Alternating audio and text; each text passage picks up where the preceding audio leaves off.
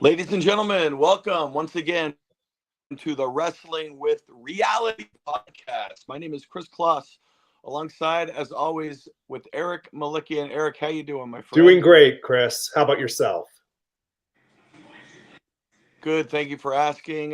Yet another episode right here. Of course, we invite everybody to like, share, comment, and subscribe to the Wrestling with Reality YouTube channel. The more subscribers we get, the more great content we can bring to you. And speaking of great content, well, it's a little cold out. It's a little cloudy, but not here on the Wrestling with Reality podcast, because we have the one and only Sunny Beach. You also knew him as Sandy Beach. This guy, a WWF, WWE legend. He was back there at the days of the Sportatorium, been in Japan, at all points in between. We want to welcome you, Sunny/Sandy Beach, to the Wrestling with Reality podcast. Welcome, sir. Thank you, Kris. Thank you, Eric. It's a pleasure to be here. It's our honor. Thank you for coming on today. Well, you know what? Let's jump right into it. Tell us about your start into professional wrestling. I got started in the business in 1985 down in Jacksonville, Florida. I was working out with a bunch of, outlaw wrestling group guys. Jimmy Backlund. I don't know if you guys have ever heard of him, but Jimmy Del Rey. Of course. He was my first match in the wrestling business back in 1985. A guy by the name of Mike Thor. He was working a lot with WCW at the time, or Georgia Championship Wrestling. He was like an enhanced talent up there. And guy Larry Hamilton, Larry Thunderbolt Hamilton, he was from Jacksonville, Florida. He had a little gym on the north side of Jacksonville, and they had a ring set up over in the shopping center, and we used to train there 3-4 days a week. And they helped break me into business, along with a guy by the name of Don Curtis. Him and Mark Lewin were WWF tag team champions, and Don was a promoter down in Florida. Worked for years with Eddie Graham and went all over the world wrestling. And Don Curtis is one of the, I guess, great names in the wrestling business, especially down in Florida. I mean, we always looked up to him, and he did a lot for charity. And me and his daughter Lisa actually went to high school together, so that's how I got kind of into it. Oh, wow. That's pretty cool. Did you ever meet Mark Lewin? I met Mark Lewin a few times, not when he was wrestling as a tag team with Don Curtis, but I met him when I was working for Championship Wrestling from Florida, when he was Purple Haze with Kevin Sullivan and Bob Roop. I wrestled those guys a bunch of times, like on TV and enhancement matches and stuff like that. So battle royals, and when I was in the Florida territory. So was Florida your first official territory that you worked for? Yeah, that was my first big-time promotion I've ever worked with, Championship Wrestling from Florida in 1985 and 86. Now, were you there when Eddie Graham was still around, or had he already passed by then? He passed away right when I just started out down there. He committed suicide, and very sad. Eddie Graham, really put Florida on the map with Championship Wrestling from Florida. Him, Gordon Soley, Coach John Heath, Don Curtis. There was a ton of guys down there. The Briscoe brothers, Dusty Rhodes, Kevin Sullivan. The list goes on and on. I mean, they had such great talent down there. Barry Windham, Blackjack Mulligan. It just was a hotbed for wrestling. And I grew out of cartoons and into wrestling. When I was like a kid, I idolized Dusty Rhodes. I mean, I knew from like 5th or 6th grade I wanted to be a pro wrestler. And, I had it, that burning desire to go into wrestling. Every Thursday night at the Jacksonville Coliseum, I was there, watching the matches and, trying to get educated. What were some of your biggest programs out in Florida? The programs, I mean, I didn't really have too many programs. I was just like an enhancement talent when I started out down there. I would go down to the Sportatorium, and I would, just have TV matches for the first, probably 6 months of my career. And then I would do some, opening matches, or I would help set up the ring, part of the ring crew, or, I'd had to pay my dues like anybody else. I'd pick the guys up from when they'd fly into Jacksonville at the airport, little airport, Craig Airfield, and drive them to the Coliseum, and then I'd get them a cooler full of beer or something, or their liquor, whatever they wanted, just paying dues like that. And then, Don Curtis had Sunbelt Wrestling. Him and um what's his name, the great Malenko, uh, Larry Simon, and they started to run a little opposition to championship wrestling from Florida and all that in Jacksonville and a lot of smaller towns in North Florida and, down in Central Florida and stuff. But Sunbelt Wrestling did pretty good. Barry Horowitz, Al Perez, Dean and Jody Malenko. I mean, they had a ton of talent. I think Austin Idol was down there a lot.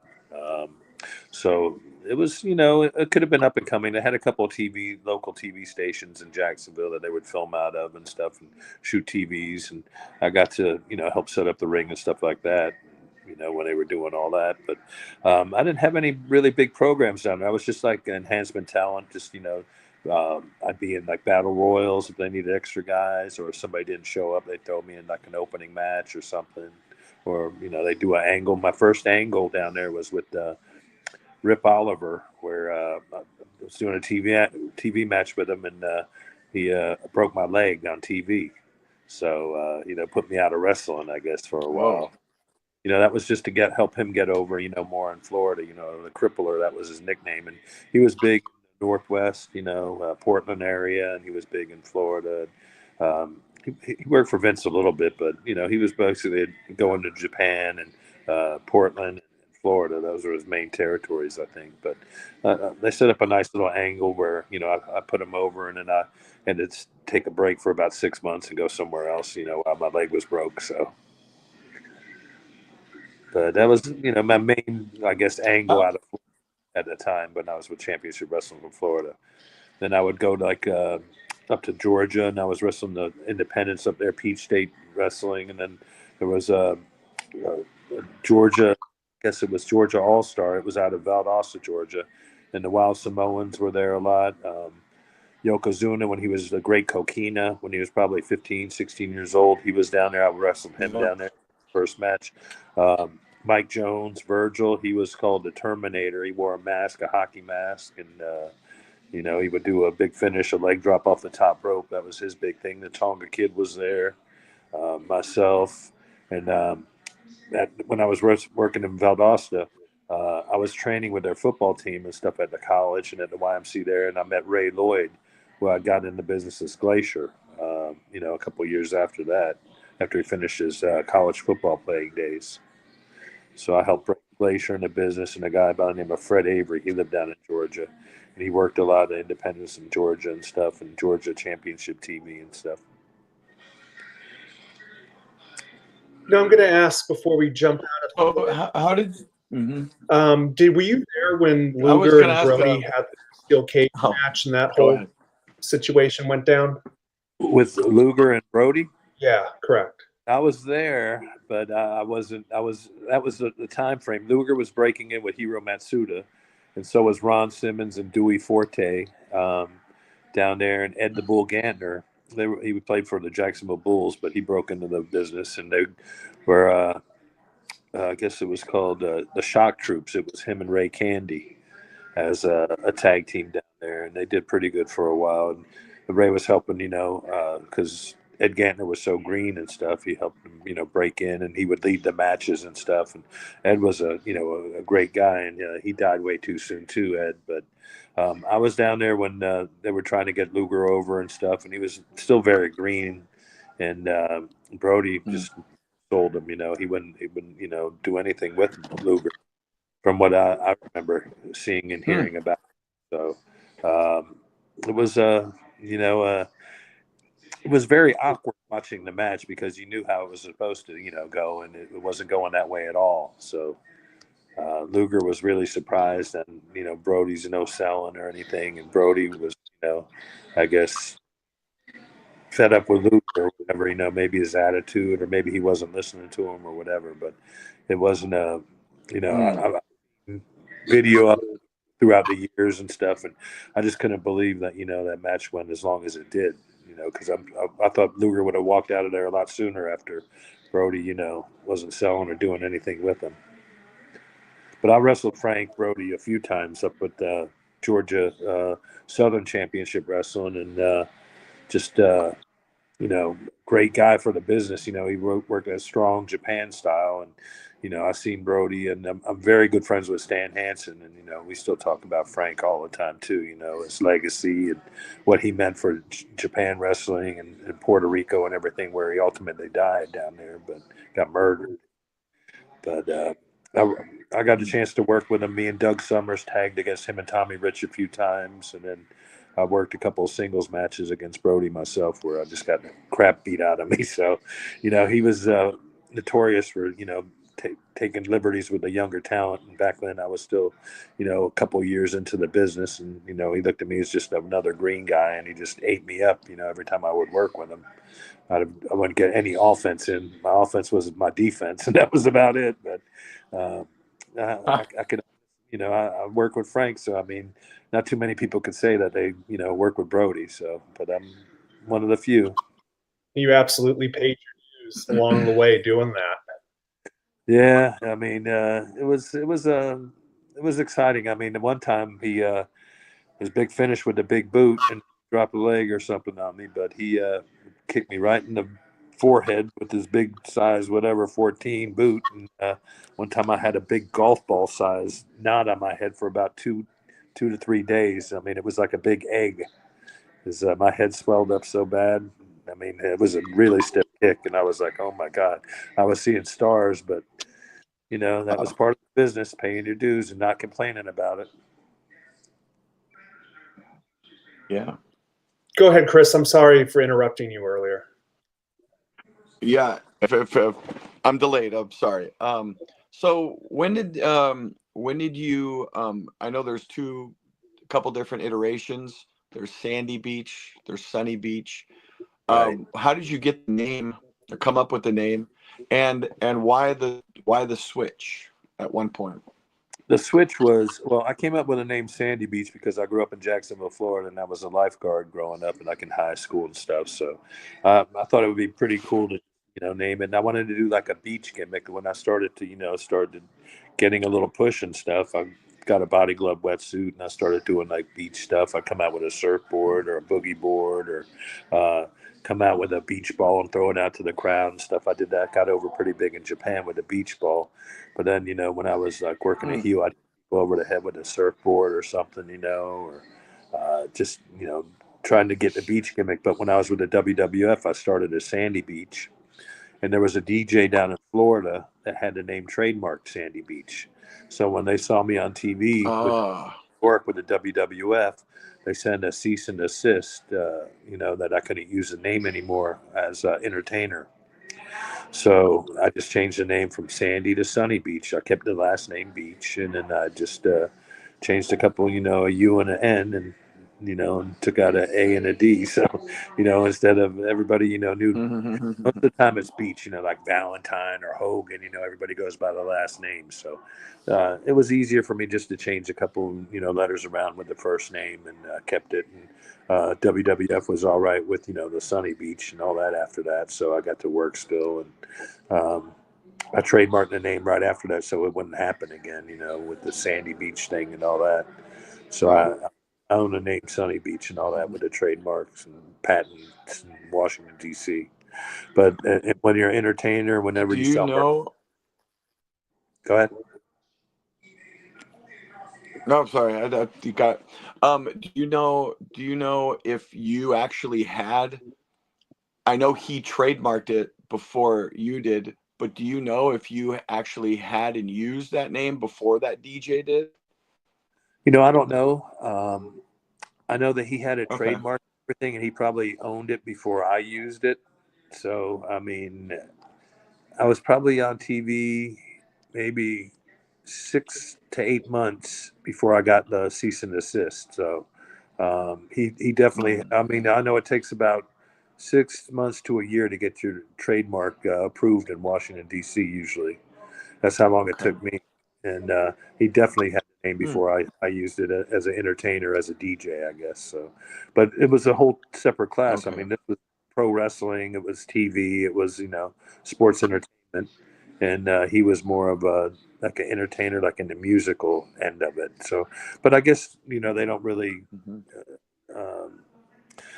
care whoever uses it, as long as they get a trademark first. So he had it first, and the lawyers and WWF told me that I needed to change the name, so that's what I did. Okay. So tell us, we just talked about, changing your name from Sandy to Sunny Beach. How did your WWF run come about? Well, that was still a mystery to me, kind of, because I got a call out of the blue from Pat Patterson, and he says, "Hey, Sandy Beach, I want you to be in a movie. Would you like to be in a movie with Hulk Hogan called No Holds Barred?" And I said, "Who is this?" I thought somebody was ribbing me, like joking around, playing a joke on me. I said, "This isn't Pat Patterson. Stop joking with me." And he goes, "No, seriously, take this number down." He gave me like a 203 area code to Titan Sports, up in Stamford, Connecticut. And that's when they were in the Titan Tower back then off of Main Street in Stamford. So I was like, yeah, okay, this is Pat Patterson, right? And he goes, "Do me a favor, call me right back." And he gave me the number and an extension. I called him right back, and I apologized up and down. It was Pat Patterson. And I said, "I'm sorry." He goes, "Yeah, I know how the boys are. They rib a lot." And he goes, "I would have been, he goes, "I think it's pretty funny that you thought I was ribbing." I go, "I'm sorry, And I said, "I would love to be in the movie, but I'm about to graduate from the police academy down in the Jacksonville Sheriff's Office. So I'm going to be a policeman." Because the wrestling wasn't going that good for me. I was, doing odds and ends jobs around Jacksonville. I was bouncing at nightclubs, a rock and roll club called Playground South, and then I was working at another bar called Confetti's down there bouncing. And then I was wrestling, like independent shows, Georgia, Florida, Alabama, wherever I could pick up, work, just trying to get noticed. But I was all the money I was spending, like driving up and down the roads and getting a hotel or sleeping in my car, or buying food. I wasn't making ends meet. You're making $50, $75 a match. Sometimes you weren't even get paid at all. If you had a terrible house, 100, 200 people, you might get 20, $30, enough to just cover your gas for the day. So it was getting kind of rough, making ends meet. But Pat Patterson called up, and I guess he seen me on Southern Championship Wrestling or Peach State Wrestling on one of the TV shows there in Atlanta, and they were getting tapes and films from everybody. And a guy by the name of Joe Pedicino and Gordon Soley put me over to him and told him, "Look, there's a new talent coming up. He's got a good look and big white guy, and he's making a name here in Georgia. He's getting a lot of heat with the crowds." Because I would go out there, and some of the wrestling fans in Georgia, they'd have not too many teeth in their mouth, and I'd call them summer teeth. Some are here, some are there, and I'd get some really hot heat, and I'd make fun of the fat girls, and all that, and just they hated me for a while, and I was getting stuff thrown at me in the ring, and so I got some, I don't know if it's called cheap heat or just I would hit a nerve with some of the people, and I was getting noticed. So that was, I guess, that's what the promoter wanted me to do. He goes, "Go out there and make them hate you." I said, "Okay, I could do that." So I did that. But then they called me up, and they wanted me to be in the movie. And, I got the part. I went up there, and they sent me a first class plane ticket from Jacksonville to Atlanta. And I was up there in 2 hours. And they called me up, I think it was in sometime it was first week of May. And we started shooting in June of 1988 up in Atlanta, Georgia. So I flew up there. I had a first fight scene in an octagon bar. It was called the No Count Bar.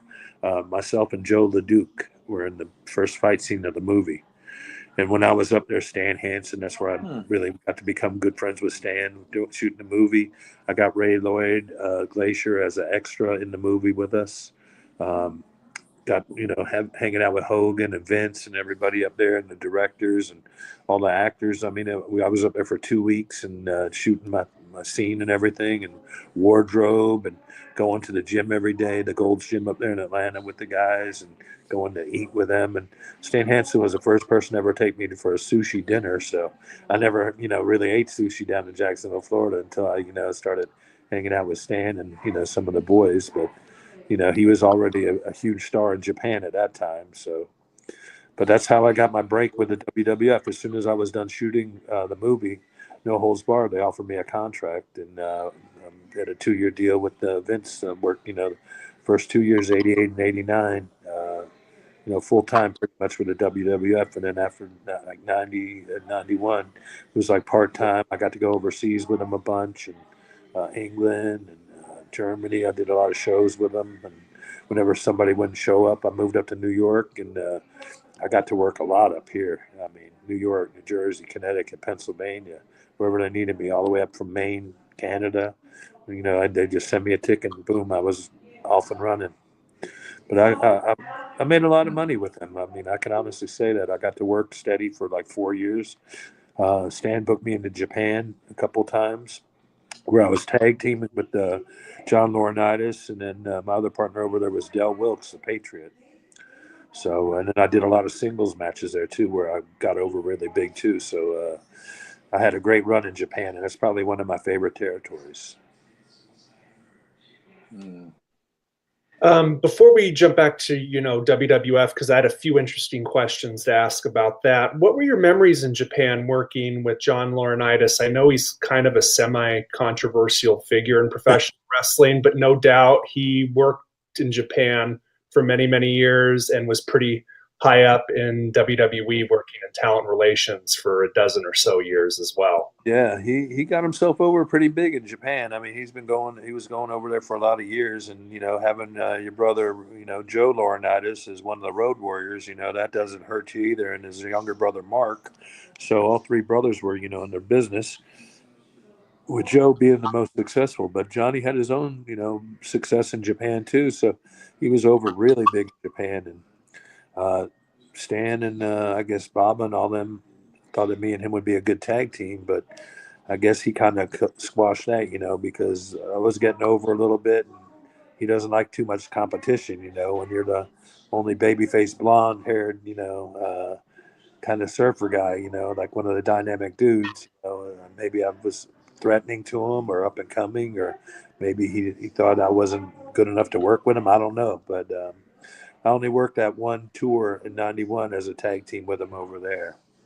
And then they put me with Del Wilkes right after that, like in '92 and stuff. And other times I would go back. So, but then I did a lot of singles work over there. But Johnny was always okay with me. We would go out for dinners over there and lunches and hang out a little bit when we were on tour. And he was more, a loner. He had his own group of friends over there that he would hang out with and stuff like that. But that was really the only time I really hung out with him was in Japan in that '91 tour.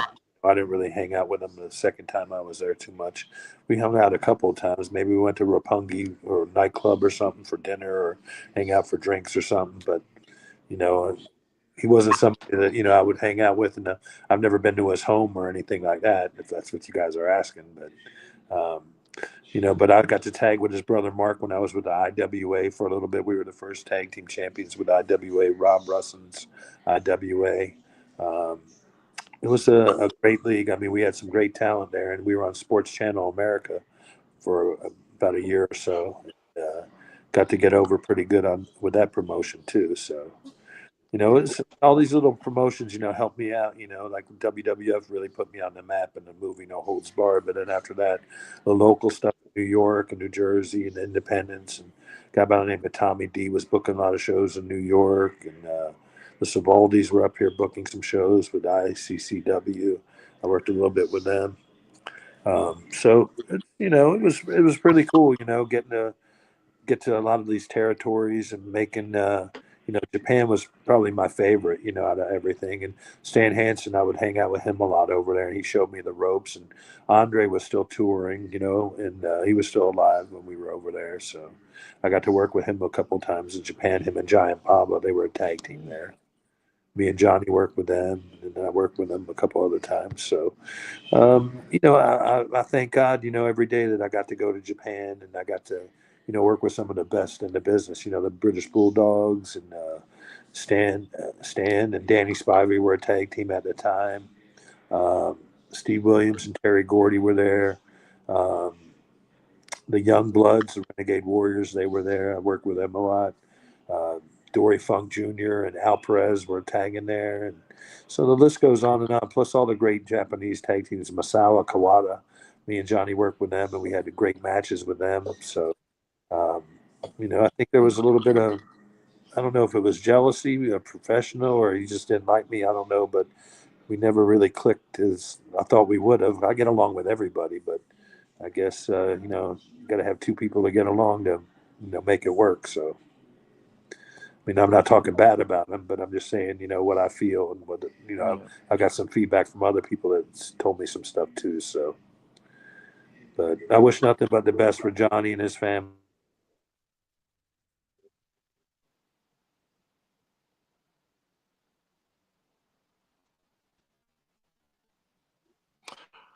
Oh, are you there still, Eric? Yeah, I'm there, Kris. I think he might just be cutting out for a second. Yeah. Very interesting so far. I hope you guys are enjoying this. I'm learning a lot myself. Of course, I remember this gentleman growing up, watching him on WWF mostly, but also UWF and Global in the Sportatorium. There we go. I got a question. For you. Going back to No Holds Barred, Sonny. Yes. What was your character? What were you billed as? Who were you exactly in the movies? The character?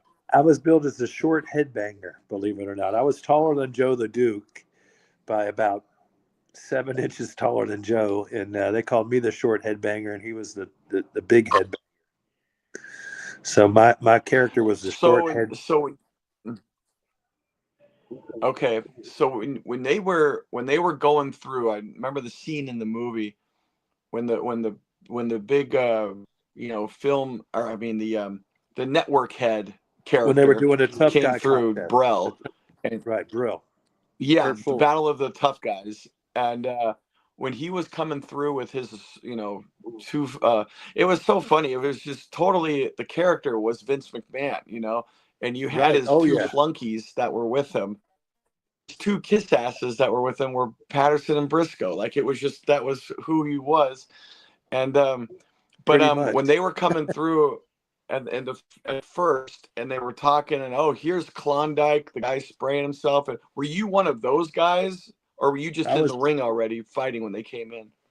I was the guy that was I was in the first fight scene, so it was the octagon thing, and it was them when they came into the bar and they found out, like I was in the ring. I was like the plot point of the whole thing. Me and Joe the Duke were already fighting in the ring, and they came down there for drinks. Brill, Unger, Orway, or whatever, the other, the Briscoe and the Patterson character, they came in there and they saw this tough man competition going on. Like every week we would have the battle of tough guys. And then me and Joe the Duke were fighting in there. And then Joe picks me up and throws me out of the ring. I land on a chair, a table, and you see like smoke come up off the floor and everything. And then, that's when they handed Stan Hansen money. He came in there and he beat the crap out of Joe the Duke, kicked him, and then threw him out, or ripped some of his hair out, or whatever it was. I forgot what it was. Or I think Zeus ripped Stan's hair out or something. But, it was that whole big plot point of the movie, setting the scene for, the battle of tough guys, and then where Zeus would go up against Hogan and all that stuff. So it worked out pretty good. I mean, I got a lot of residual income off of that movie. I got some personal appearances off it. Got a lot of notoriety and stuff. And it was weird because, like, as soon as I came up to WWF, and people were like, "Who is this guy?" Because I knew a lot of guys from like the Florida territory, like Hercules Hernandez, Haku when he was King Tonga was, out of Florida, Brian Blair. There was a lot of guys that when I worked, TV and stuff, I knew a lot of guys. Barry Horowitz, I knew him very well. So I started traveling a lot when I first came up with WWF with Barry Horowitz. I knew Jose Luis Rivera and Estrada with Puerto Rico and all that. So I got to, ride with those guys a lot, and then Nikolai Volkov, and I got to make a lot of friends. I would ride with Hercules, Greg Valentine, Haku.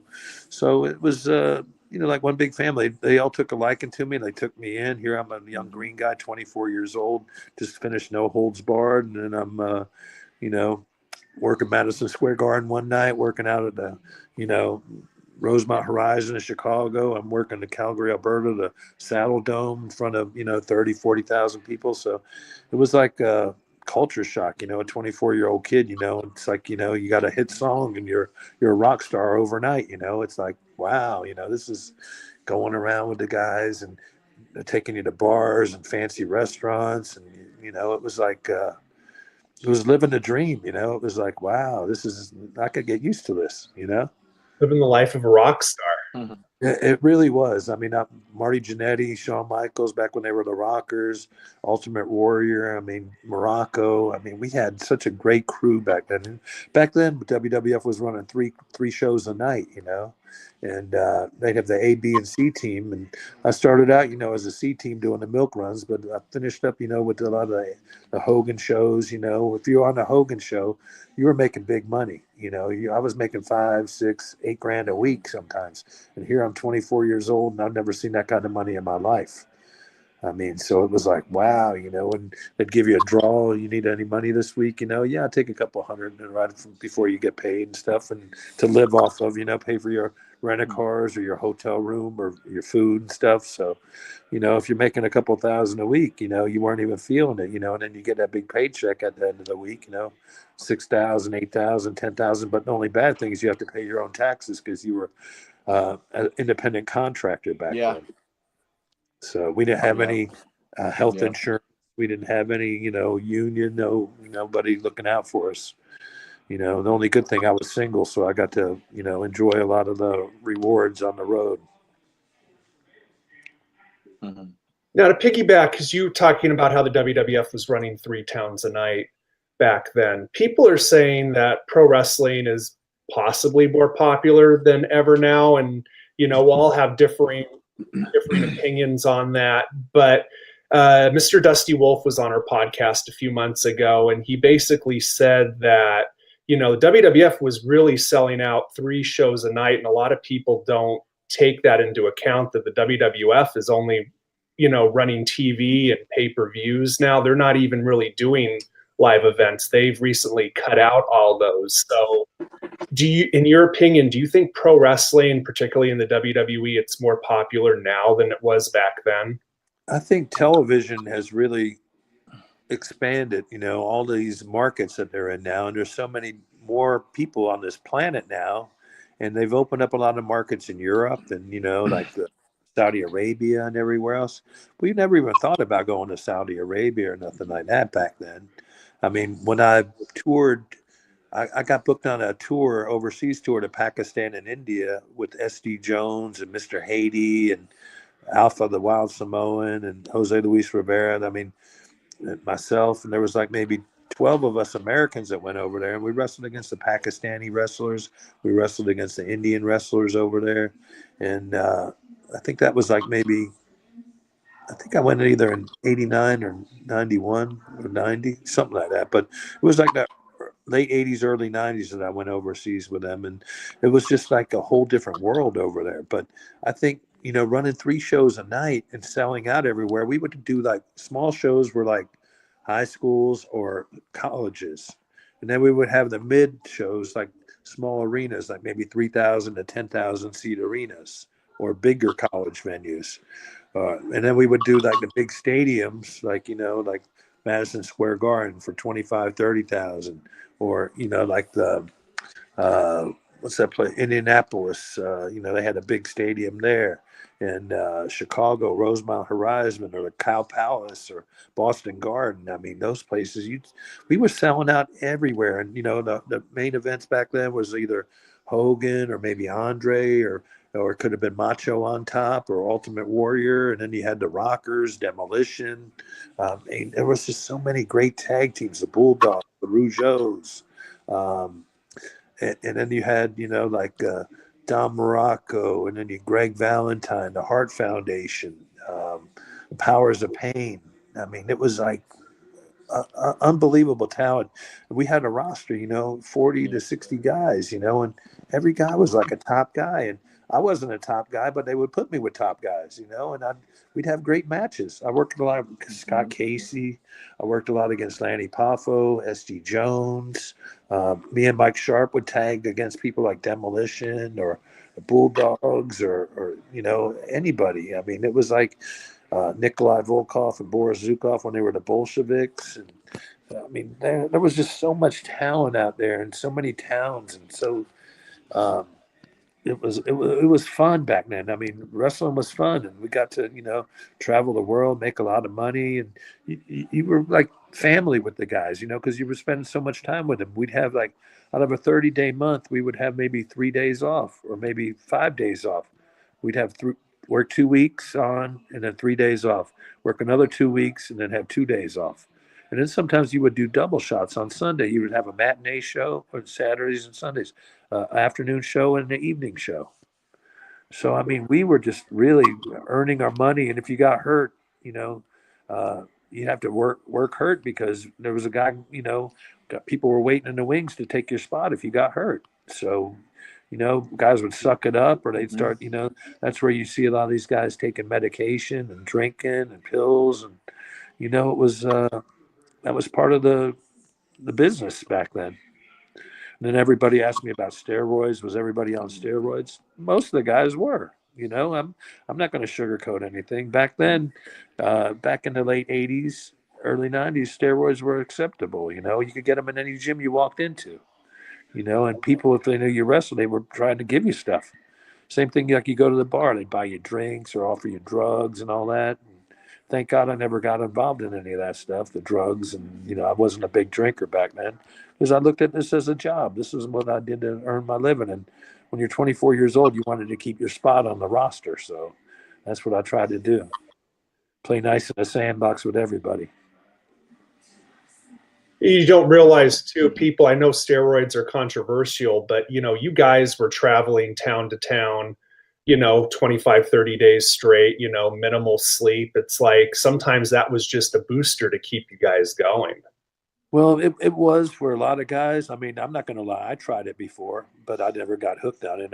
You know, uh, I was big. I was big starting out. You know, I started out. I was 270 right out of high school. You know, and how much bigger could I have gotten if I was, you know, all juiced up? You know, I could have probably was 300 or 400 pounds, whatever. I don't know how big I could have got, but I wasn't really into that stuff. I would just work out hard. And, you know, every time we'd find a gym and we'd work out, whether it's a Gold's Gym, a World's Gym, a local, you know, hardcore gym. We would find it.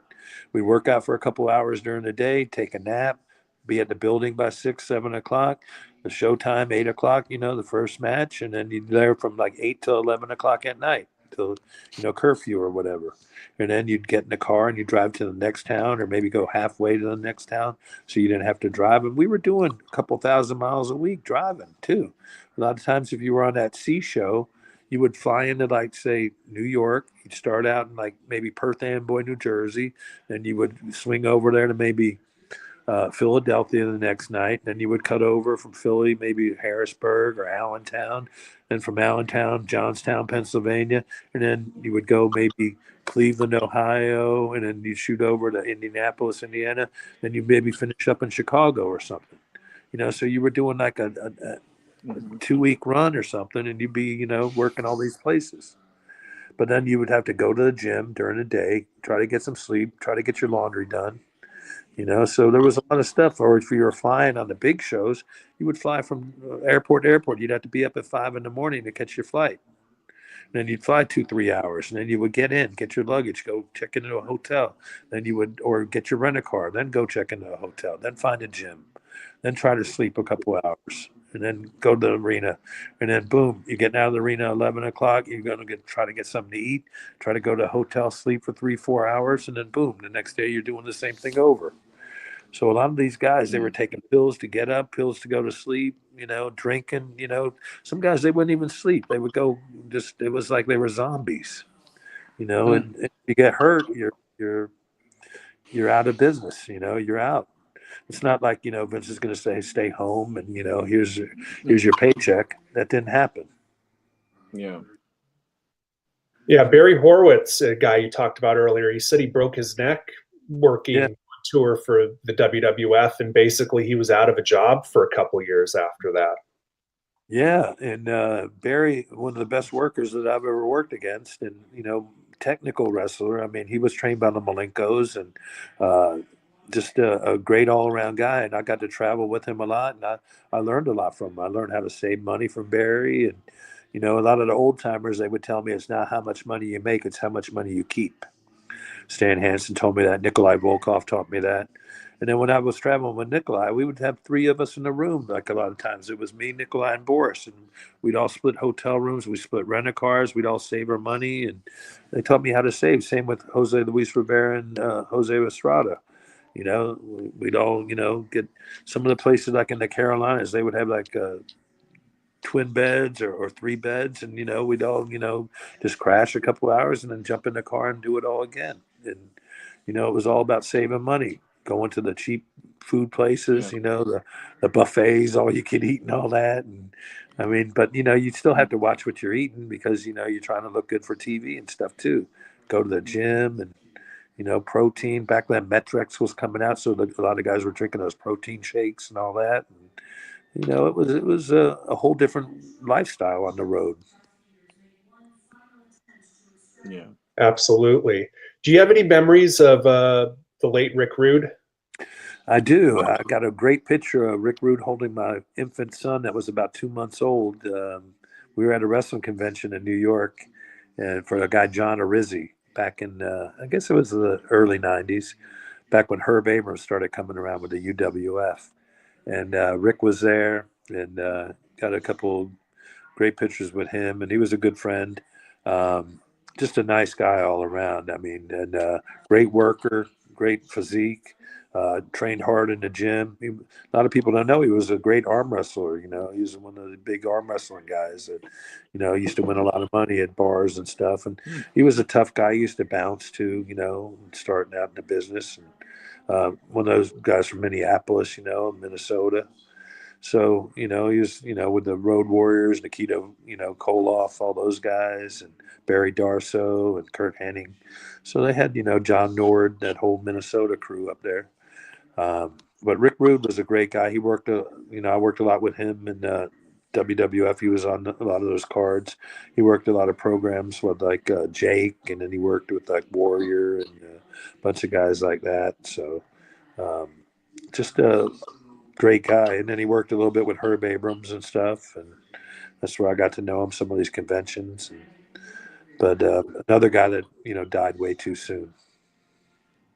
Absolutely. I look at some of the old cards that I was on, some of the old posters and stuff, and there's only like maybe 4 or 5 guys still alive on some of these cards, like back when Andre and Macho Man and George Animal Steel, and so many of these guys, Bobby Heenan and Mr. Fuji managing, and Captain Lou, and I was like, oh my God, all these guys are gone now, and Butch Reed, and just so many guys. It's ridiculous. Nikolai and the Bulldogs, both of them are gone. The Road Warriors, both of them are gone.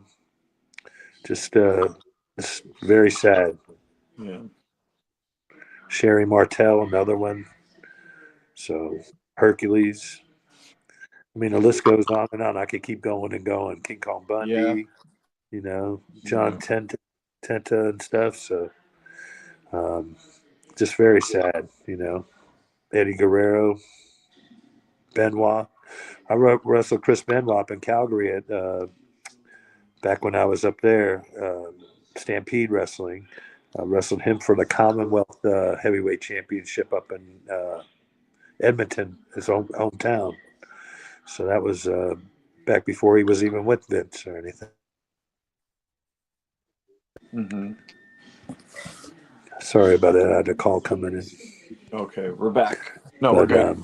It was I got to say, I got to travel the world. I got to meet a lot of great guys. I got to wrestle with some of the best in the business. So, I have no regrets. No, not at all. I mean, did you do many shows out here in LA at the Sports Arena or the Forum? Can you hear me? I'm trying to remember. I know you said you were. Yeah, we can hear you. Hello? You hear me? Okay. So you did shows at the Cow Palace? You said. Oh, Hello? wait. Now click it again. So- There you go. You should be on now. Okay. So you did shows at the Cow Palace. Did you do much else on the West Coast? In LA or? Oh, okay. Well, it looked like his audio was on, but I guess he. Hello, are you there? And hopefully he's back here.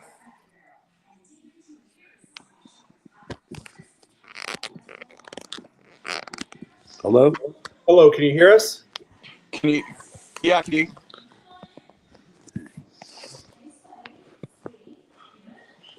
Mhm. Looks like the audio is on. I think we're having technical Looks like difficulties. your audio is. We could hear him, but he can't hear us. Hello? His audio's off. Now it's on. Hello? Hello. Hello, can you hear us? Hello. Can you hear us? Can you hear us? Or no? You can't hear us?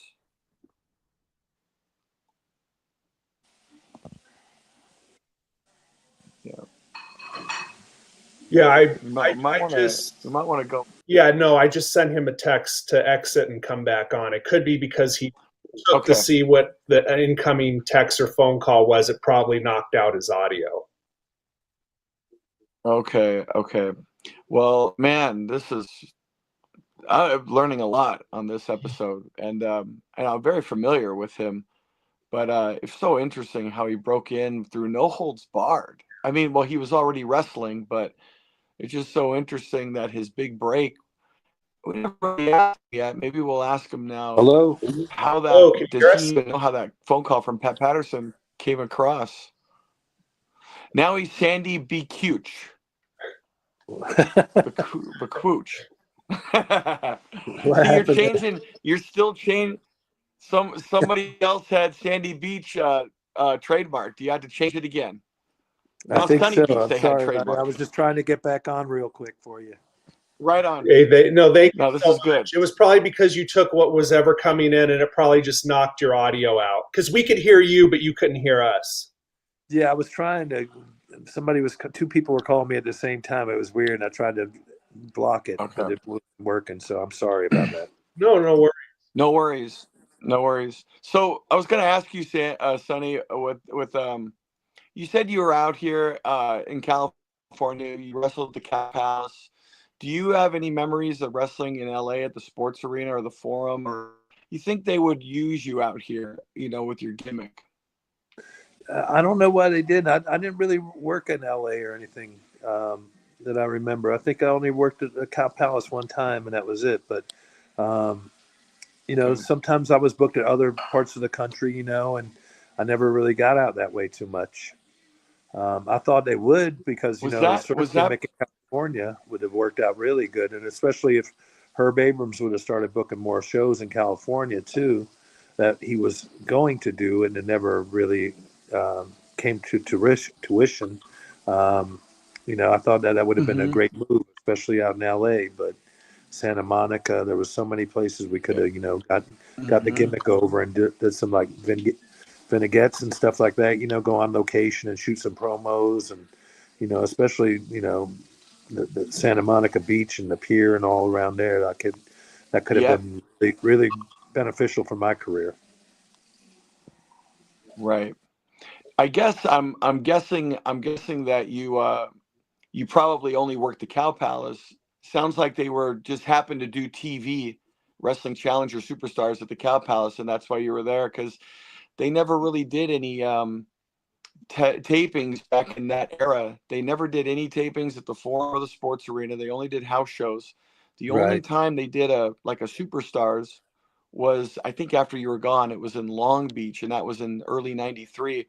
But they would do TV up in Sacramento and San Francisco, but they just, for whatever reason, they did a couple WrestleManias at the Sports Arena, and they did a Saturday Night's Main Event, but they didn't do a full-on TV down here for whatever reason. Yeah, after I left, they shot a lot of TV there. I remember a lot of stuff was going on there. Yeah. But I thought, yeah, when they changed over to the Raw, SmackDown, that new era, but back in the days of Superstars and Challenge, they never did anything in LA. we did a lot of stuff on the East Coast and like more like the Midwest, back then. Mm-hmm. I remember I was in New York a lot doing TVs, down in Florida, a lot of TVs down there. Even in Canada, we did a lot of TV. Mm-hmm. Now, you brought up Herb Abrams and the UWF. Tell us about how you got involved with Herb Abrams and the whole saga of the UWF. Well, I got involved, believe it or not, through a lady by the name of Georgianne Macropolis. Her and she had back then it was like, how Dave Meltzer has the Wrestling Observer. Well, she had a little newsletter called the Chatterbox, and she was on the internet and all that stuff. And she used to have like Bruno Sammartino's fan club and Nature Boy Buddy Rogers fan club back in the 60s, 70s, whatever. And she lived in Astoria, Queens. And when I moved to New York, I lived in Brooklyn, New York, in Williamsburg, not too far from her. And there was a guy, John Arizzi. He had his own wrestling spotlight, and he had his own radio show out here in Long Island, and I was on it a lot. And he put me in touch with Georgianne, and Georgianne put me in touch with Herb Abrams. And Herb was just getting started with the UWF, and he wanted to meet with me at the convention. And I was appearing with, Mick Foley, the Power Twins. There was a bunch of us there. And then that's when he brought in Ric Flair, Kevin Sullivan, Woman, Nancy Sullivan, Bruno. I think he had Moolah. I mean, he had so many different stars there. I mean, all the old timers. I think superstar Billy Graham was there. So he had a ton of Playboy Buddy Rogers was there signing autographs. So it was like a big thing. And he got me in touch with Herb Abrams. Herb Abrams liked me, took a liking to me, and booked me. And Bruno helped, facilitate that too at the time, because I met Bruno when I was with the WWF and everything. Bruno still didn't really have a big falling out with Vince at the time, but I think he was still upset because his son David Sammartino didn't get a push, and the way the guys were, doing the drugs and all that. Bruno was, old school, and he took it personally about, all the stuff that was going on in the wrestling business, and he didn't like it. And he stood up for what he believed in. So I respect that from Bruno. But Bruno's the one that got me in touch, with Georgianne and with Herb, and got me booked in the UWF. That's how I got in with Herb. And then, he wanted to put me with, first I was doing a lot of singles work, and then he put me with Steve Ray as a tag team Wet and Wild. So that was pretty fun. Steve's a great guy. I mean, I love Steve. He's living out there, I think, still in Kansas City somewhere. But I talk to him once in a while. We did that Dark Side of the Ring, and he came to New York, and we got to hang out a little bit up here. And then I got to, do the stuff with Dark Side, and brought him where Herb's buried out here in Long Island, and got him to talk to Herb's cousin, Steve Simon, and some of his family members to try to get interviewed for the show and everything. And I still talk to like Mick Foley, Brian Blair, a couple guys in the UWF, Bob Orton when I see him. Sometimes at these autograph signings and conventions. So it's always good to see the guys, are still with us. And, spend some time with them. But Herb had a lot of big ideas, and he kind of like squandered a lot of them because of his addictions and because of his, I want to call them demons, I guess. Like he liked the hookers, he liked the cocaine, like the party lifestyle and all that. And I don't judge anybody. What they do on their own time is up to them. So I'm not a big person on judging people. If they're nice to me, that's all I care about, or nice to my family. So that's the only way I could judge somebody is how they treat me. But he had a lot of stuff going on, Herb, and I think he could have made a big impact in the wrestling business because everybody wanted to work for him. Every major superstar in the business was calling Herb to work. Andre the Giant came out, and once Vince found out that Andre was coming on board with Herb, he squashed that real quick, and he brought Andre back, even though it was with the twilight of his career when he was injured and he couldn't move around a lot. He still brought him back just so Herb couldn't use him. And he did that with a lot of people. Sid Vicious, He did that with Honky Tonk Man and Greg Valentine. He did that with Rick Rude. So, I mean, he did that with a lot of guys that were going to be on appearing with Herb that, he tried to put a squash to in a court order and threaten them with legal action if they appeared on the, show or on TV. So that pretty much answers why Andre made an appearance but never wrestled for the UWF. Oh, yeah. He made a couple of appearances, believe it or not. And he did a couple of interviews with Captain Lou and everything else. And he came in the ring. And Andre was, a businessman. And, he was all about business. And he knew he didn't have that much longer to, work and wrestle and everything. So he was going to make as much as he could. And if Vince wasn't going to take care of him, he was going to take care of himself. And I heard that firsthand out of the mouth. So, but as soon as, I know that, Andre made Vince McMahon a lot of money. And Vince made Andre a lot of money too. But, everybody respected Andre in the business. So, and Vince didn't want to lose, his giant to anybody else. So I get it. No, I totally understand. Do you have memories of Tony Holm, Ludwig Borga? He wrestled a couple of times right when I was coming into the UWF. He wrestled for them when they were still filming out in California. So I never really got to know Tony that much. I met him twice, but I didn't know him that well. Hello, goodbye, how you doing? When you go in the locker room, you always say hello to all the boys, and shake hands and introduce yourself and say hello. And he was kind of a, guy that would keep to himself a little bit. That's when I was around him. That's how he was. So I never really knew him that well, to be honest with you. Okay, I'm just asking because he lived in the same neighborhood I did growing up, and he was nice enough, cordial enough, but a very intense individual. Yeah, I didn't know him like that. So, but he had a great gimmick. I thought he looked good, and I thought that he could go far in the business. And I just don't know what happened. And I don't even know how he died, to be honest with you. But I know he's not here anymore. I believe that the Dark Side of the Ring is going to be doing an episode on him this coming season. Okay. Well, I guess he made enough impact to get his own show, so that's a good thing. It could be good or bad. I mean, some of the stuff I've seen on Dark Side of the Ring, some of these guys, like these hardcore guys that I've never really heard of, that are these death matches and all this other crap I've seen. I'm not a big fan of that. I guess I'm more of a traditionalist and old school kind of guy. Well, speaking of that, do you think wrestling's too much about acrobatics these days and gymnastics and not enough about wrestling and, getting their characters over, whether it being a baby face or heel with the audiences? I mean, there's no more storytelling. There's no more selling. It's just, like high spot after high spot. Like I watch AEW and I'm like, this guy's flying here, there, everywhere. And I said, this guy, he's going to have a very short career because of all the bumps he's taken and everything else. Like, look at Mick Foley. I mean, he could barely walk, now, and all the stuff he went through. And Terry Funk, another guy that would take a lot of crazy bumps and, and all that stuff. God rest his soul. I mean, some of these guys, it shortens their career by a lot of years, doing all that high flying stuff and moonsaults and, these dives onto the floor and just, going through tables, chairs, ladders, jumping off of balconies. I mean, it's just crazy, crazy stuff. And I think the business has changed. And I mean, I don't even really watch it anymore, to be honest, because it's just too much. I mean, I get it, as a merchandise and selling figures and all that, get your character over, build a character, tell a story, try to get yourself over. But it's the same thing, the bloodline.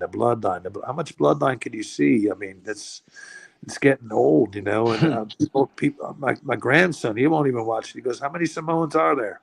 And I said, there's a lot, But, back in the old days, Vince would only have, 2 or 3. He wouldn't bring in everybody, He would have Afa and Sika, or then he would have, the Tonga or Tonga Kid, but it was all at different times. And then he brought in a third Samoan, Samu, that one time. And that got over for a little bit, but it ran its course, and now how many times are you going to see Roman Reigns and, like Acknowledge Me and all that stuff. I mean, it gets old. And then, the Usos, the Yeet stuff. I mean, I know it's a catchphrase, and I know they're going to sell a lot of merchandise or T-shirts with it, but it's like Daniel Bryant with a yes, yes, yes. Or the Stone Cold, hell yeah. I mean, it's all a merchandising thing to sell tickets. And, you're not really seeing the wrestling anymore. They're not telling any stories. They're not, Yeah. the black trunks versus the white trunks, the baby face and the white, the heel and the black. Back then, everybody had the same pair of trunks, or then you start your different gimmick stuff. And then you would start, a cowboy gimmick or now they got rapper gimmicks and they got this gimmick and that gimmick. And it's like, ooh, I'm just burnt out on all this stuff. I don't even let my grandkids watch it anymore. Well, and that's saying something because, not trying to speak for Kris, but I'm going to speak for Kris. We became wrestling fans as small children, and we looked up to all you guys as larger than life superheroes. And I just don't think wrestling, from my point of view, has that same effect on the masses anymore, particularly the young audience. I mean, what monster heels are out there? Like, like Bruiser Brody, Abdullah the Butcher, King Kong Bundy, you've seen all these big guys, Ox Baker, you were scared to death of these guys. You see them coming down the hallway, the Mongolian Stomper, it was like, and then you had your masked men, like, like this masked superstar, Bill Eadie, or you had the assassin, Jody Hamilton, or Mr. Wrestling #2, or Tim Woods, Mr. Wrestling, or Sweet Brown Sugar in Florida, or the Spoiler. You had all these guys at Mil Mascar. Like that, it was like an intrigue, like people, wow, this guy's a mask guy. Where is he from? But now they don't have any guys like that, and it's weird. They have some of these luchador guys that are flying, doing 110 high spots. Rey Mysterio, great wrestler. Conan for a while, it was like, I've been on a lot of tours with Conan and Ray and, even the Mexican midgets, Espetrica Sangrada. And, there's so many different guys worked with in the past and overseas tours, that it was fun. And now I don't think wrestling's as fun as it is anymore. And like I used to look up to Dusty Rhodes. I actually just did a show. I work semi-regularly with Mascarita Sagrada. He's still going. And you're right. It's a different vibe with that kind of character, appeals to the children. And that's one thing I've always, in recent years, I've always thought lucha has kind of held on to that old school mentality more than I think any cultural American or even Japanese now with wrestling. Is lucha's kind of held on, and the fans still believe more than any other fan. I think. I appreciate. I think you're right about that. They do believe, and they still, kayfabe a little bit. They keep it secretive, like that. Sports entertainment. Back then, we wouldn't let anybody in the locker room. Back when I was starting out in the '80s, we protected the business, and then they just pulled the curtain back. Like the great and powerful Oz. Here it is, everybody looking. This is how they do it. And that's what happened, and there's no mystique, wrestling is an illusion. You're telling a story. They want to, you want to believe, like in Santa Claus or the Easter Bunny or whatever. And now, wrestling's not real, and before, there was that mystique about it, and you're telling a story and you have a storyline to go by, and you have heels, you have baby faces, the good versus bad. You want to see the good guy kick the shit out of the bad guy, but now it's like, they both, you don't know who the heel or who the baby face is anymore.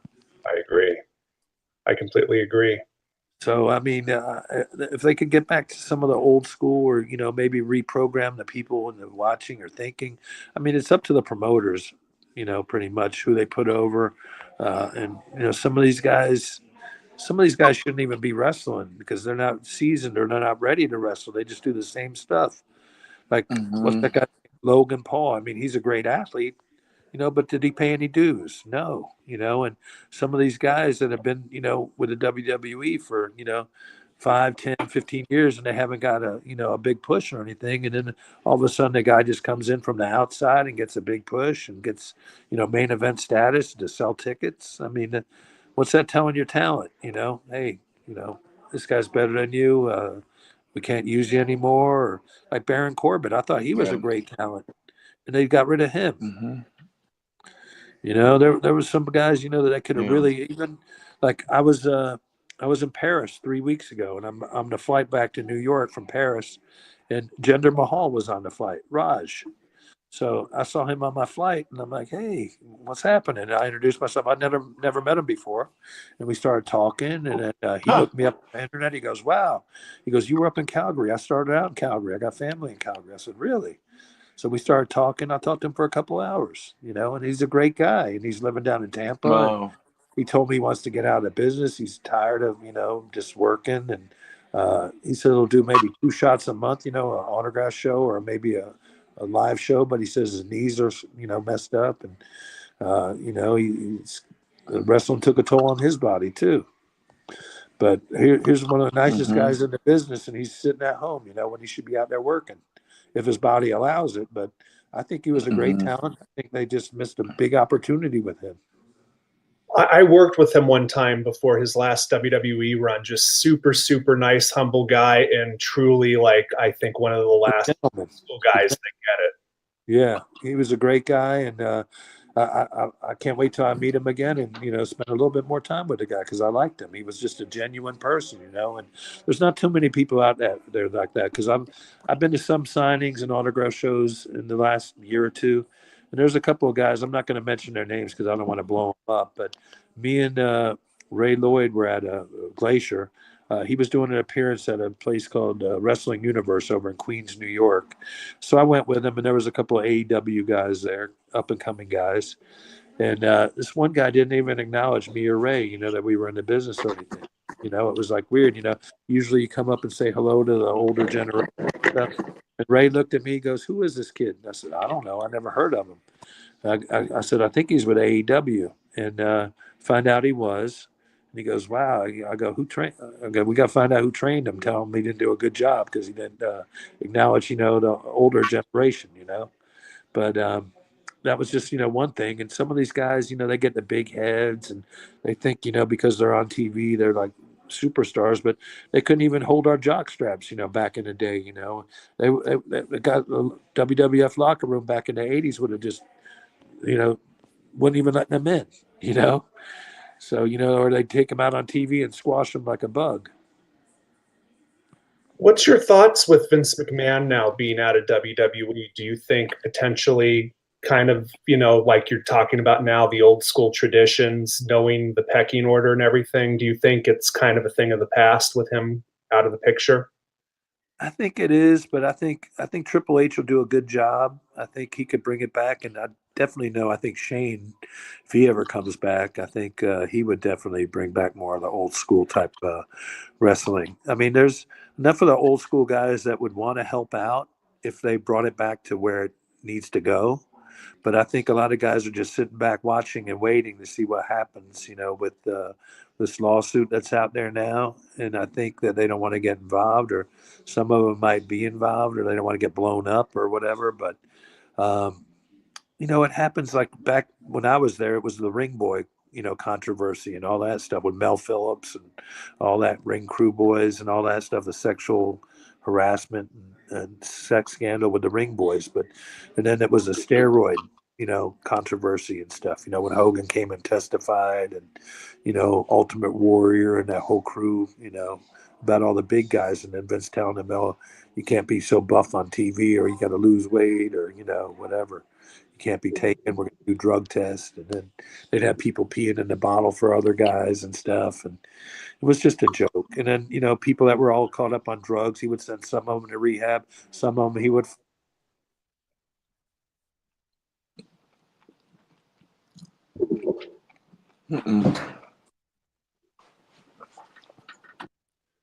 Well, Kris, I'm sure Mr. Beach will be back in 1 minute.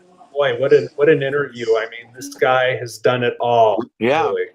All right, you there? I know. Yes. Sorry about that. I had another call coming. No It's worries. always something. This phone's never stopping. Well, you know what? We're running over the hour mark. I want to throw out a few names, probably people, fellow peers of yours among the years. Just give us a few thoughts, your interactions with them, opinions, and then we'll ask one final question about what you're doing nowadays, and then plugs, and then close it out. But I'll start it off. Hulk Hogan. Hulk Hogan, probably one of the biggest names in the wrestling business, who brought the wrestling business from, I guess, brought it to the forefront back in the 80s and 90s. I think he made a lot of money. I think he made a lot of people a lot of money. I know that he was on top when I was with the WWF, and I always appreciate his kindness to me. He always was very nice and cordial to me. Always, hello, how you doing, brother? All that good stuff.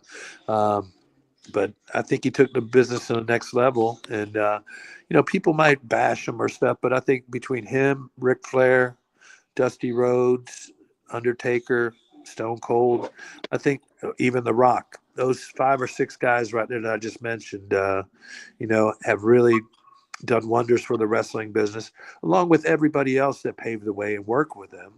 I mean, you have to have guys that could work to put them on top and to get them over. And a lot of, like, people call me an enhancement talent. Hey, I'm an enhancement talent. I'll be the first one to say that. But I knew how to work, and I knew how to make people look good, and I made money. I'm one of these brokesters. I mean, I made, everywhere I went, I made money. So that's the bottom line in the wrestling business. You're here to make money. This is your job. Name of the game. And people that looked at it as a job and took it seriously, they made money. Look at Barry Horowitz. He worked his whole life, and he was like on an undercard a lot, but he always stayed busy. He always had work. I mean, and so many other guys the same way. So when they call me a jobber or enhancement talent, I say, yeah, I jobbed all the way to the bank. That's my job. I'm a jobber.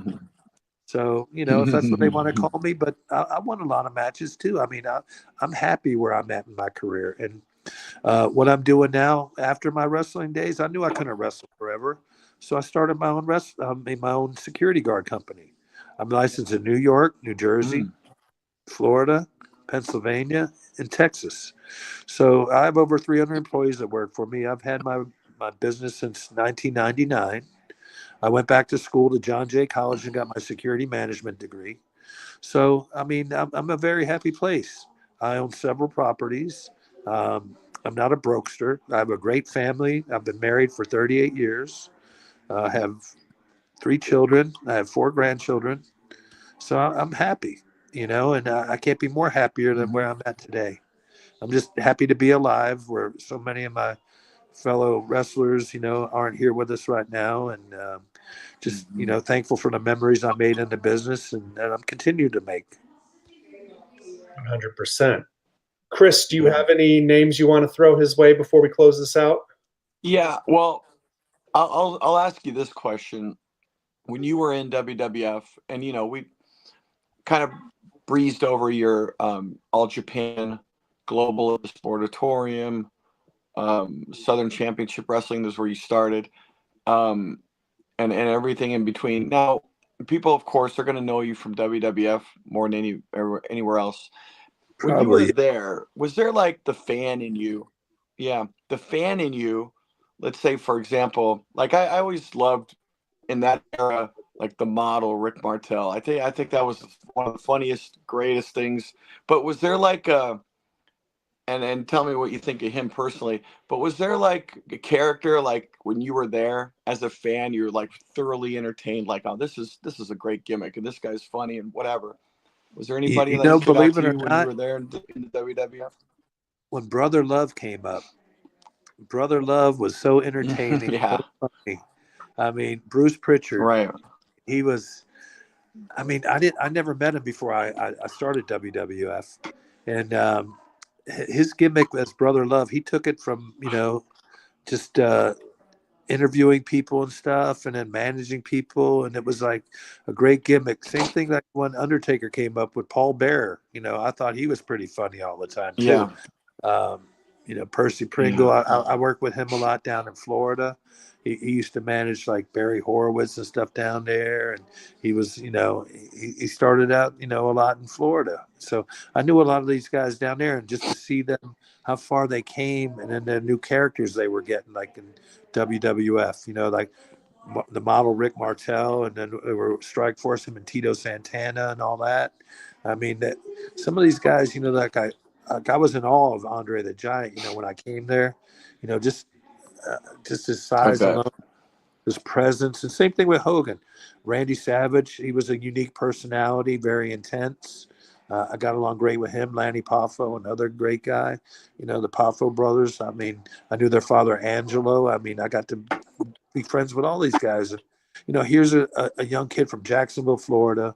A few years before that, I graduated high school, and I was going to matches down in Jacksonville and the Jacksonville Coliseum, and just, some of the guys just watching him, Kevin Sullivan, and until he died, I'd take him out for dinner with me whenever he'd come up to New York, and he'd come to my house, and it's just sad. And he gave me my first really breakdown in Florida. He was the booker at the time when I first started out in Championship Wrestling in Florida. And I went to a gym down there called Athletes Fitness down there. A guy by the name of Rick and Debbie Poston owned it. And Kevin and Nancy Woman were working out there. And I drove down from Jacksonville, and I got there a day before TV tapings because I was going to be on TV. And I went up to him to introduce myself, talking to him, and I got to work out with him. And he goes, "All right, kid, I'll try to, get you some bookings. I'll try to look out for you." And sure enough, he got me booked down there, and I was on TV for like 6 months, doing jobs, learning. He tried to put me in places, but it was because, I tried to befriend him and make him my friend. And, he was very friendly and outgoing, and he saw that I was very interested, and I was picking his brain, asking him questions. So not too many people like that these days would help younger talent and stuff like that. He looked out for me.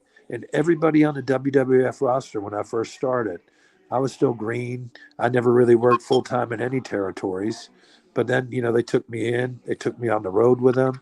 Sometimes my first couple of weeks, I didn't have much money. I wasn't getting a lot of money back then, and I split rooms with people. I shared cars with them, drove around, Me, Steve Lombardi, Barry Horowitz were in the car together the first, tour I was on. So, I mean, it was really cool that they took a liking to me, took me in, looked out for me. Haku, a guy that I'm still friends with today, Tonga Fafita. I mean, some of these guys, you make lifelong relationships with people and friendships. And whenever I go down to Florida, I look them up or, call them, or, the holidays, I call them or text them, hey, I hope your family's doing well, and there's a handful of guys in the business I still do that with. Stan Hansen, Barry Horowitz, Ray Lloyd, whenever I see the guys, Tony Atlas, another good guy. So I try to keep in touch with some of the guys and some of the guys that live in Long Island. But, like we talked about, the business has changed. And, you do have some relationships when you're out of the business, but then you have your family going on. You got your business, you got to work and make money. And then you got your kids and your grandkids. And, your priorities change, after you get out of the business. But hopefully the business will change for the better. Hopefully, AEW will keep going strong. It's always good when they have competition, like when WWF and WCW were going head-to-head, the Monday Night Wars. That was very entertaining. I think that's when they made a lot of money, and it was, everybody wanted to see what the other guy was doing. But you got to have good talent, you got to have good promotions, and you got to have a good storyline. And right now, back then we used to cut our own promos. People didn't tell us what to say. We would just go out there and do it. Now they have writers and, creative and all this other stuff. And, that kind of takes away a little of the mystique away from the business and a little bit of the, spontaneousness, of, what you're looking to see. But yeah, I'm just grateful and I'm blessed that I was in this business, and I have no regrets. If I could do it all again, I would do it the same way. Maybe I would work out a little harder. Maybe, I wasn't a kiss ass. I wasn't sucking up. I wasn't in a clique. I wasn't any of that stuff. What you see is what you get with me, and you still get with me. So, maybe if I was a kiss ass, I would have went a little bit further up the ladder, but that wasn't me. So I'm happy where I'm at, and I'm happy where I got to in this business, and I'm happy with the relationships I made and the friendships I made. It seems like That's looking awesome. from this end to your end, you're very blessed, and it seems like you live quite a great life. I enjoy life. I mean, family Yeah. is everything, and friends are everything, and what you put into anything is what you're going to get out of it, you know. And you got to be genuinely happy Right. with what you're doing, you know, and the people you're with and your friends. And if you got negative people around you, then you know it's only going to create negativity. So I always try to find the best and Mm-hmm. best friends, the best people that want good for you. You know, people that want bad for you, or Yeah. backstabbers, or you know, they're not you don't want that in your life. 100%. I can't agree any. Agreed. Kris, you have anything else out All here? right.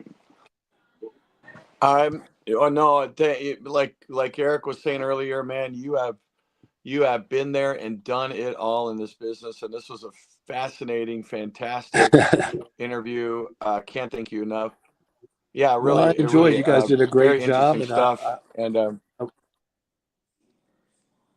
I wish nothing but success for you guys. I think you're doing a great job out there, and you know, keep on doing what you're doing what you love, and you know, making a difference. And you know, guys like you know, bringing us some of these old timers like myself on board, and, you know, and getting to talk and you know, reminisce about some of the old days. I mean, it'll keep the memories going, and hopefully, people will look back on this stuff, and you know, if it could help somebody, or you know, if they could learn a little bit of something about it. You know, it's always, you know, if you want to be successful in this business, you got to practice, you got to pay your dues, and you got to get to the gym, you know.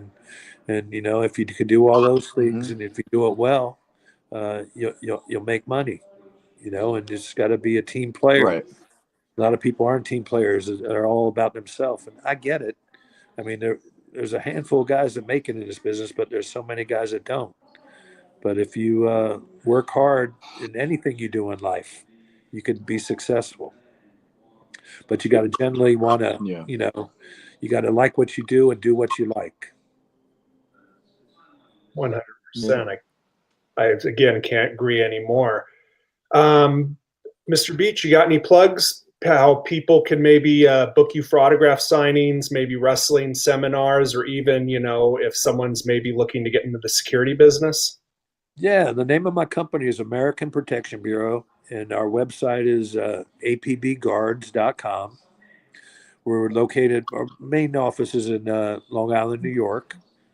And I have not a wrestling school. I have a security training school in Levittown, New York, in Nassau County, where we train people to be security guards. We do armed and unarmed training there. And I've had that school for about 10 years now. And then just to book me, my email is uwfsports at AOL.com. And I don't really give out my phone number because I don't want people bothering me too Yeah, much. of course. I totally understand. Right. But the UWF Cool. is, I've had that website for about, my email for about 20 some years now. It's I contribute to Herb Mhm. Abrams UWF Sports. So back when I was working with him, Awesome. and I made that for the, I guess, UWF, but I kept it. And that was one of my corporations and stuff when I was promoting independent shows too. So, but UWF Sports at AOL.com is if anybody needs to email me. And that's it. I usually get back to people pretty quick, and I do a handful of you know, autograph shows a year and conventions and stuff. So if anybody wants to book me, I'm available, and come with my 8x10s and all my gimmicks. Great. Book Mhm. this guy. Dealing with him has been a Awesome. breeze. He responds within usually minutes. Yeah. He is a professional among professionals, so I can't recommend him anymore. Well, thank you for the kind words, Eric. I appreciate it. Same Thank Kris, you. here. it's been a pleasure on Yeah, your absolutely. podcast tonight. Thank you for having me, and happy New Year to all the wrestling fans out there, friends, family, and to you guys. Thank you so much. Happy Thank you you so guys much. too. All right, guys, have a great evening. And for all of us, all right, thank you, Mr. Beach. And for everybody else, thanks for joining us. We'll see you next time on another edition of the Wrestling with Reality podcast. For Eric Melikian, for Sandy Beach, for Sunny Beach, and now for Sunny Bakuch. We were there for the second name change right here. It happened right here on the Wrestling with Reality podcast. I'm sorry and the about third that. name. I was just trying to get back Thank on you, mine Mr. real Beach. quick. Thank you, Mr. Beach. All right, guys. Have a great Thank night. you, sir. Bye-bye. It was a Dude, thank you guys. It was a pleasure. Thank you very much. All right. Thank you, folks.